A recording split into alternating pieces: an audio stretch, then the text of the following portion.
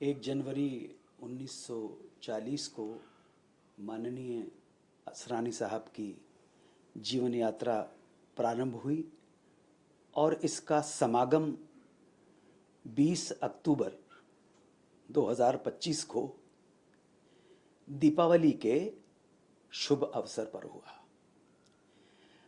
जो भी है, जिसको हम ऑलमाइटी कहते हैं, सर्वशक्तिमान जिसे कहते हैं, वो उनकी आत्मा को शांति प्रदान करे और उनके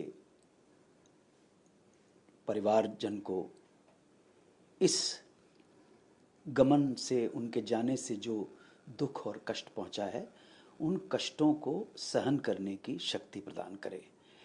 ये प्रार्थना हर उस व्यक्ति के लिए है जो इस संसार से, जिसे हम कहते हैं ये नश्वर शरीर है, संसार है, एक तरह की सराय है, एक तरह का एक पड़ाव है। जो भी इस पड़ाव से गुजर कर अनंत में विलीन हो जाता है, उन सब के लिए, उन दिवंगत आत्माओं के लिए प्रार्थना ऐसे ही होती है। मेरी भावभीनी श्रद्धांजलि श्री असरानी साहब को। क्या यादें हैं लास्ट में? नहीं, वो बहुत कमाल के अभिनेता थे, इसमें तो कोई शक ही नहीं है। पूरा मैं देख रहा हूँ, कल जब से मुझे ये समाचार मिला है तो मन तो व्यथित हुआ। और मैंने यहाँ आकर अपने ऑफिस में जब डायरी के पन्नों को तलाश की, अभी डायरी में लिखूँगा, शायद 20 मार्च 2023 को मैंने आखिरी बार उन्हें देखा था फिल्म के सेट पर। इरशाद खान डायरेक्टर थे, फिल्म का नाम था नॉन स्टॉप धमाल। लेकिन मुझे मालूम नहीं था कि ये उनके साथ आखिरी मुलाकात होगी, उनके आखिरी दर्शन होंगे। अब डायरी में लिखना पड़ेगा। ये भैया, कौन किस वक्त बिछड़ जाए, इसलिए अभी ही मिल लो और बड़े प्रेम के साथ मिलो, बड़े आत्मीयता के साथ मिलो। ये जीवन जो है ना, ये संसार एक सराय है, एक होटल है, एक अतिथि निवास है।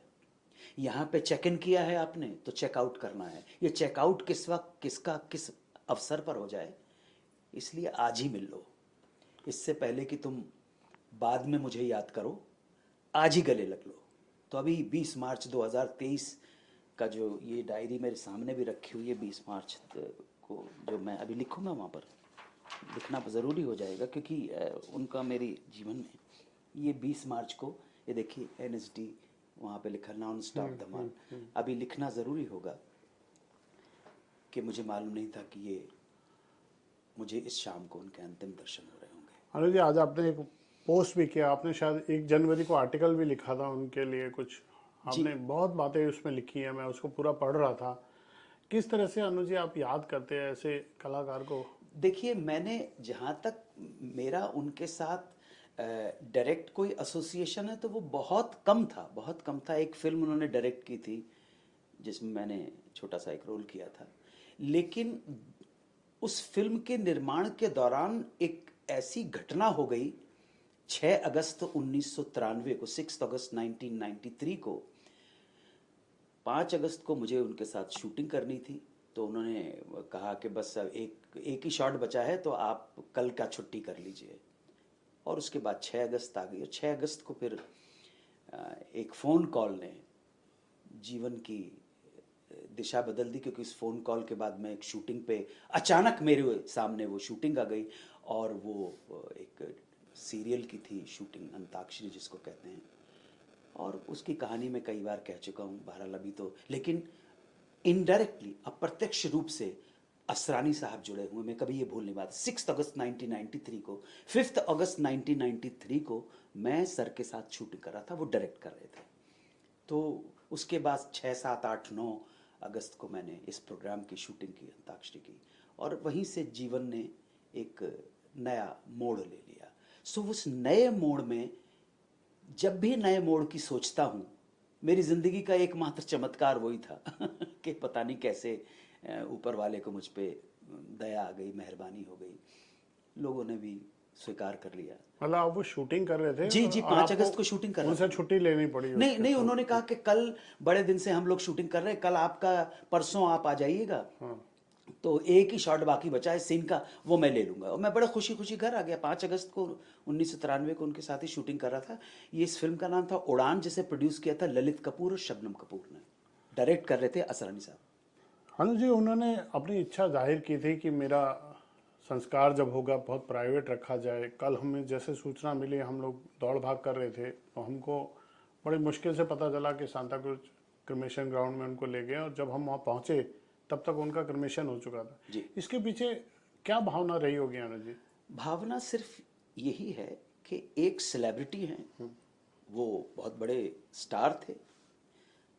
असरानी साहब के सामने न जाने कितने हीरो आए और न जाने कितने हीरो चले गए, जबकि मैंने उनकी 1 या 2 फिल्म देखी होगी। अभिमान देखी है, अ, बाकी और तो ज़्यादा फिल्में में मैंने काम 1-2 बार करने का सौभाग्य मुझे प्राप्त हुआ।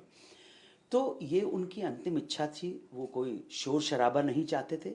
और दिवंगत की अंतिम इच्छा को पूर्ण करना, उसका सम्मान करना, हम जो इस जगत में रह गए हैं, ये हमारा कर्तव्य है।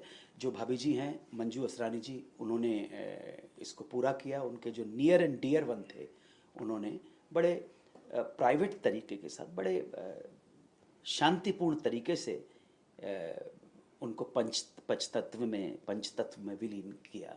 सो ये उनकी अंतिम इच्छा थी। और शायद मुझे लगता है इस अंतिम इच्छा से मेरे मन में एक विचार आया। इस अंतिम इच्छा ने मुझे एक बात के लिए प्रोत्साहित किया, मुझे एक बात के लिए मोटिवेट किया, इंस्पायर्ड किया, प्रेरित किया कि भैया, जब मेरा इस दुनिया नामक होटल से चेकआउट करने का समय आए, और वो तिथि और वो समय अगर किसी राष्ट्रीय पर्व से जुड़ा हो, 15 अगस्त 26 जनवरी से जुड़ा हो, या किसी त्यौहार से जुड़ा हो, दिवाली से जुड़ा हो, होली से जुड़ा हो, ईद से जुड़ा हो, मकर संक्रांति से जुड़ा हो, 12 वफात से जुड़ा हो, क्रिसमस से जुड़ा हो, बुद्ध पूर्णिमा से जुड़ा हो, गुरु पूर्णिमा, नानक जयंती से जुड़ा हो, तो मेरा भी ये जो संस्कार है वो गुप्त रूप से किया जाए। मैं किसी को परेशान नहीं करना चाहता हूँ, किसी को बॉदर नहीं करना चाहता हूँ, और मैं इस दुनिया पे बोझ बन के नहीं जीना चाहता हूँ। ना वो बोझ मैं अपने लिए चाहता हूँ, ना मेरे लोगों के लिए चाहता हूँ, ना समाज के लिए चाहता हूँ, ना देश के लिए चाहता हूँ। बोझ बन के नहीं जीना। सो लाई हयात आए कज़ा ले चली चले, लाई हयात आए कज़ा ले चली चले, अपनी खुशी ना आए ना अपनी खुशी चले। खुशी से तो कोई जाता नहीं है, लेकिन फिर भी जाना ज़रूरी है। गालिब का एक शेर है कि गमे हस्ती का असद किससे हो जुज़मर्ग इलाज, गमे हस्ती का असद किससे हो जुज़मर्ग इलाज, शम्मा हर हाल में जलती है सहर होने तक। तो जब तक चेकआउट होने का टाइम नहीं आया, तब तक जलना अवश्य है। लेकिन जल के किसी को तकलीफ न दे। जल जाने के बाद ना अपने परिवार को, ना अपने पत्नी को, ना अपनी संतानों को, ना देश को, ना समाज को, ना दोस्तों को, ना इस समाज के लोगों को, ना अपने फैन को कोई तकलीफ नहीं देना चाहता, किसी पे बोझ बन के नहीं जीना चाहता हूँ। तो जब मेरा समय आए चेकआउट करने का, दुनिया तो सराय है, मुसाफिर खाना है, होटल है, तो चेक इन किया है तो चेकआउट करना भी बहुत ज़रूरी है। या आप ये मत सोचना कि टिक जाओगे आप, ये परमानेंट रेजिडेंस नहीं है आपका। बड़े बड़े लोगों ने इसको अपना परमानेंट रेजिडेंस बनाने की कोशिश की, लेकिन आज तक तो कोई बना नहीं पाया है। इसलिए प्रार्थना यही करो कि दूसरों को तकलीफ दे के ना जाओ और स्वयं को तकलीफ दे के नहीं जाओ। और मैं अपने बारे में ये कहता हूँ कि जब समय आए और राष्ट्रीय पर्व या तिथि त्यौहार के ऊपर, वो किसी भी धर्म से संबंधित, जो भी हमारे यहाँ तो मल्टी फेथ रिलीजन है ना, हम यहाँ हिंदू सनातन भी है, हिंदू है, बुद्ध है, सिख है, ईसाई हैं, मुसलमान हैं, जैन हैं, हर धर्म संप्रदाय का व्यक्ति है। यही हमारे देश की जो है बहु आयामी व्यक्तित्व है हमारे देश का। तो अगर मेरी मृत्यु जब हो, जाने का समय है और वो तिथि इन त्योहारों पर पड़े, तो मुझे भी बहुत गुप्त रूप से, जिसे कहते हैं सुपुर्द आतिश, या जिस मेरे घर वालों को जो भी कुछ मेरे इस नश्वर शरीर का करना है वो कर दिया जाए, किसी को बताया नहीं जाए। अनुज जी, आपने बहुत भावनात्मक बातें बोल दी। मैंने तो उनकी भावना जानने की कोशिश की थी। बिल्कुल मेरा उद्देश्य नहीं था कि मैं आपके संबंध में, मुझे एक बात पूछनी है अनुज जी, करोड़ों लोग जो आपके एक सेकंड फैमिली हो जाते हैं, एक्सटेंडेड फैमिली हो जाते हैं, परिवार हो जाते हैं, जो आपके फैंस होते हैं, वो तो चाहते हैं ना आपकी हर सूचना उनको मिले, आपने क्या खाया, आप कहाँ जा रहे हो, आपको घूमने में क्या पसंद है।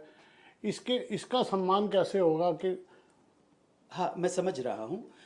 एक सेलिब्रिटी होने के बाद, मैं असरानी साहब के संदर्भ में बात कर रहा हूँ या दूसरे सेलिब्रिटीज़ हैं उनके संदर्भ में बात कर रहा हूँ, कुछ बेसिक जानकारियाँ अगर हो जाए तो बहुत अच्छी बात होती है। सेलिब्रिटी होने का मतलब है कि असरानी साहब के जितने भी प्रेमी लोग हैं, जितने चाहने वाले लोग हैं, उनको कुछ जानकारियाँ चाहिए थी, भाभी जी के सिलसिले में चाहिए थी, बच्चे कितने हैं, कहाँ हैं, ये अगर हो जाता तो ठीक था। लेकिन मैं उनकी इच्छा का बहुत सम्मान करता हूँ, आदर करता हूँ। अगर कोई नहीं बताना चाहता तो हमें स्वीकार कर लेना चाहिए, हम जो प्रेमी हैं, उनके प्रशंसक हैं। अनुज जी, आपका देश प्रेम, आपका देश के प्रति प्यार, आपका तिरंगे के प्रति सम्मान, मैं तो आपके फार्म हाउस पे भी गया हूँ, वहाँ पे कुछ लाइनें लिखी हैं आपने, मैं चाहूँगा आप बताएं क्या लिखा है उस पत्थर पे। आपने बहुत प्यारी लाइनें लिखी हैं। वो मेरे हृदय की भावनाएं हैं, और वो ऐसा नहीं है कि सिर्फ उसमें मैंने मराठी में लिख रहा है, मराठी में है और फिर हिंदी में उसका अनुवाद है।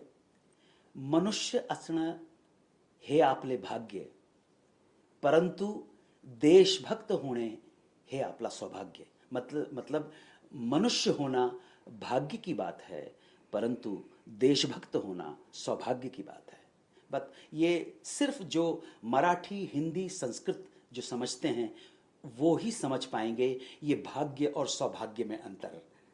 हर एक व्यक्ति, मैं अंग्रेजी में ट्रांसलेट करने की कोशिश भी करूं तो कहीं ना कहीं उन भावों से वंचित रह जाऊंगा, जो भाव जो हिंदी भाषी और मराठी भाषी और संस्कृत में जो लोग भाग्य और सौभाग्य का जो अंतर समझ सकते हैं। चलिए अनुज जी, आप और 100 साल जिए, भगवान करे आपको लंबी आयु मिले और आप ऐसे दुनिया में, देश में अपने फैंस का मनोरंजन करते रहें। हमसे बात करने के लिए बहुत शुक्रिया, एक बहुत बार धन्यवाद। फिर महान कलाकार असरानी साहब को हार्दिक श्रद्धांजलि। ईश्वर उनकी आत्मा को मोक्ष प्रदान करे। जय हिंद, वंदे मातरम, ओम नमः शिवाय। बहुत धन्यवाद।